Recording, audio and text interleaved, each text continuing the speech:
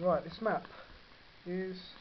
Yeah, we drew this actually because there was a little group got going, Mongrels Against Fracking, and we went out to show different people at various exhibitions what might be happening in their locality.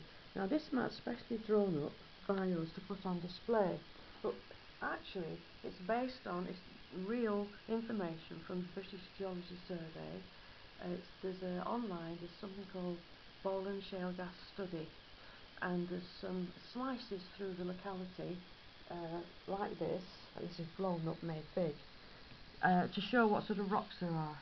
Now let's just let you show. I'm living about there right now, and the point is about this green area is a great thick mass of Bowland shale, and it goes right under Longrish Fell, and it goes way off towards Ribchester, towards the A59, right over to across the Ribble Valley at that point, and then it goes right on under Rosendale, under towards Manchester way basically.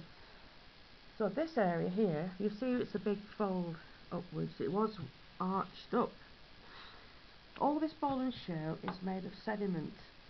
All these rocks are made of sediment that accumulated in the Carboniferous Sea. But after the rocks hardened and the sea filled up and all that, it was folded, crumpled up. And you can see around Ribchester area there's lots of little folds and lots of faults. This is from their own geology information, it's nothing we've made up. And you see how the gas that's in the shale likes to move. It likes to go up to the tops of the folds. Like here on this region, it would have risen up right over like that to the top of that fold. Gas tends to rise. And over at Ribchester here, where there's lots of little folds, and also notice faults, great big faults going down that the British Survey, the Geology Survey picked up with seismic work. This is very vulnerable, I think, for another region, and in fact it has now been licensed by the government right up to halfway up Longrish Fell. So all this region is now licensed. Now where I am at, is not licensed yet, and probably never will be, because the Bowland shale is at the surface, it's right under the house. And they think possibly it will have lost its gas. It's got no trap of rock over the top. What you need is a seal of other rocks on top, which it does have over Ribchester. And these other rocks are thick sandstone layers in the millstone grits.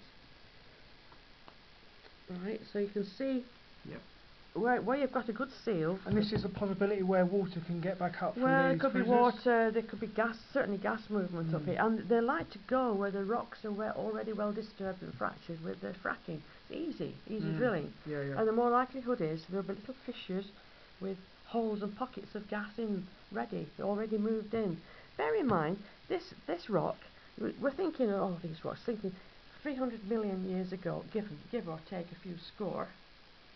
It's a long, long time ago, and there's been a lot of time for gas to have moved with earth movements and mountains. This was all folded up and crashed and moved about.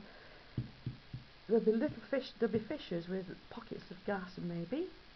They'll hold because it's sealed down. And that'll be even after the drilling is finished. Long after, will this still be escaping, or will it? Well, who knows? I mean, we've got a long thoughts in geology, haven't you? Wait another few 100 million years and maybe there's been a lot more big mountains built and more movements in the Earth's crust, and it will shake the rock again. No, they'll never get everything out, never will do, no. But you see, the point is, where I am, I've got the Bowland shale right underneath me, so I am not what they call shale prospective here, because the gas very likely will have got out to the atmosphere. So although they were searching here, but the British Geology Survey were here surveying, and we've had aircraft over with seismic work. There's been seismic work across. They probably decided it's not worth. They need to go where they've got a big cover of other rocks. Right, I'll just finish up.